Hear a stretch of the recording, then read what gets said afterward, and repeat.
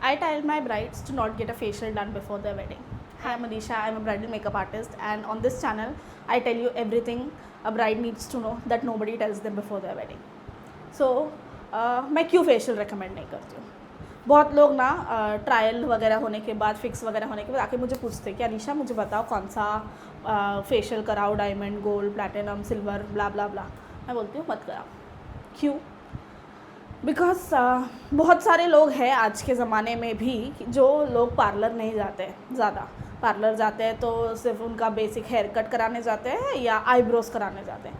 तो वो लोग थोड़ा इंटिमिडेट हो जाते हैं ये ब्राइडल पैकेजेस एंड ऑल देख के. तो मुझे आके वो लोग पूछते हैं कि अरे यार मुझे पता ही नहीं है क्या कराना है, तो बता ना मुझे क्या कराओ. तो मैं बोलती हूँ कि ज़रूरत नहीं है कराने की. अगर आपको कराना है तो आप कोई भी करा लो, बिकॉज मोर और लेस ये सब एक ही है. बस प्रोडक्ट्स डिफरेंट है. आप देखो आपको कौन सा प्रोडक्ट अच्छा लग रहा है, इंग्रेडिएंट्स देखो आपको अच्छा लग रहा है तो कराओ. बट अगर आपको डर लग रहा है कराने से कि अरे स्किन को कुछ हो गया तो मुझे नहीं पता मेरा स्किन कैसा रिएक्ट करता है, मेरा स्किन बहुत सेंसिटिव है, तो मत कराओ. कोई ज़रूरत नहीं है कराने की. फेशियल तभी ज़रूरी था जब हमारी मम्मियाँ दादियाँ शादी कर रही थी, बिकॉज वो टाइम पे मेकअप इतना अच्छा नहीं होता था. बिकॉज वो टाइम पे मेकअप अवेलेबल ही नहीं होता था इंडिया में. जो होता था बहुत कॉस्टली होता था, और रेगुलर मेकअप आर्टिस्ट जो वो टाइम पे थे वो लोग के पास इतने प्रोडक्ट्स नहीं थे, क्योंकि 4 या 5 फाउंडेशन शेड्स हार्डली अवेलेबल होंगे. लिपस्टिक को ब्लश की तरह लगाते थे, एंड वो टाइम के लिए वो नॉर्मल था. बिकॉज अभी जाके ये मेकअप इंडस्ट्री इतना इवॉल्व हुआ है कि सब प्रोडक्ट्स मिलता है. जो प्रोडक्ट्स नहीं मिलता वो हम ऑनलाइन मंगाते हैं, बाहर जाके लेते हैं, कुछ भी बहुत सारा ऑप्शंस है अपने पास. बट वो टाइम पे नहीं था. वो टाइम पे इतना अवेलेबिलिटी नहीं था, इतना अफोर्डेबिलिटी नहीं था. तो इसलिए जो थोड़ा बहुत प्रोडक्ट्स होता था उससे मेकअप करा के कर देते थे. एंड वो टाइम पे था कि ब्राइडल ग्लो ज़रूरी है, बिकॉज मेकअप हमको इतना अच्छा ग्लो नहीं देगा जो आज के ज़माने में मेकअप देता है. तो तभी के ज़माने के लिए वो फेशियल वाला चीज़ was a good thing, because हमारी मम्मियाँ दादियाँ सब शादी के पहले आईब्रो तक नहीं कराते थे. तो वो शादी के पहले वो पहले बाहर जाते थे वो लोग पार्लर में, आईब्रो, फेशियल, वैक्सिंग वगैरह सब कराते थे. तो वो एक पैम्पर सेशन जैसा होता था शादी के पहले वाला. तो इसलिए अभी भी अपने पेरेंट्स, जब पेरेंट्स बोले तो अपने मम्मियाँ, चाचियाँ, दादियाँ, बुआ, ये लोग सब हमको वही रेकमेंड करते कि नहीं हमने तो कराया तो आप भी कराओ. बिकॉज ज़रूरी है यार, ब्राइडल ग्लो चाहिए, अंदर से ग्लो आना चाहिए. अंदर से ग्लो नहीं आता कोई फेशियल से. अंदर से ग्लो जो है वो हम अच्छा खाएंगे, अच्छे से सोएंगे, अच्छे से रेस्ट करेंगे, अपना स्किन का ध्यान रखेंगे तो ही आता है. तो ज़रूरी नहीं है फेशियल कराना. If you're someone who goes to the parlor regularly to get a facial or a cleanup done before big events, then go ahead, enjoy, do whatever you want to do, have your fun, because that is something that you do to pamper yourself. So I wouldn't recommend that, oh please don't do it because I said so. If you are comfortable with it, if you know the products, if you are used to the products that they use in the parlor, then go ahead and have your fun. But if you are someone who gets intimidated by the parlor, who doesn't know what to do, who is asking for questions and looking for answers everywhere, this is for you. ज़रूरत नहीं है facial की. आपको parlour वाली दीदी, makeup artist या जो भी कोई भी कुछ भी बोले, अगर आप कंफर्टेबल नहीं हो आपका स्किन को वो चीज़ के थ्रू डालने के लिए, तो आपको कोई ज़रूरत नहीं है करने का. बिकॉज अभी मेकअप इतना अच्छा है, HD, एयर ब्रश, क्या क्या आ गया है कि वो जो ग्लो है वो मेकअप से आ जाता है. It is all that you need for your big day. And फिर भी अगर आपको ऐसा है कि मेरे स्किन में बहुत इश्यूज़ हैं, मुझे वेडिंग के पहले के फंक्शंस में जिसमें मैं मेकअप नहीं लगा रही हूँ उसमें मुझे अच्छा दिखना है, शादी के बाद मेरे बहुत फंक्शंस हैं, तो I want to do something to my skin. तो अगर आपके पास टाइम है लाइक 4 to 6 months या even more than that, then best. If you have the time, consider a dermat. Go to a good dermat, get your skin tested, because they listen to your skin. They know what your skin needs. They have studied in this for 10-12 years to expertise in this. So go to them.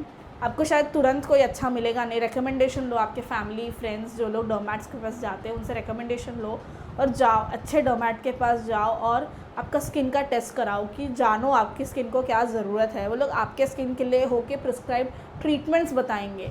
Hydra facial, chemical peel हो गया, derma planning, बहुत सारे होते हैं आजकल, तो आपको बताएंगे. फिर आप आपका रिसर्च भी करो उसमें कि ये अच्छा है क्या, मेरे स्किन के लिए ज़रूरत है क्या, फिर उसके बाद करो आप.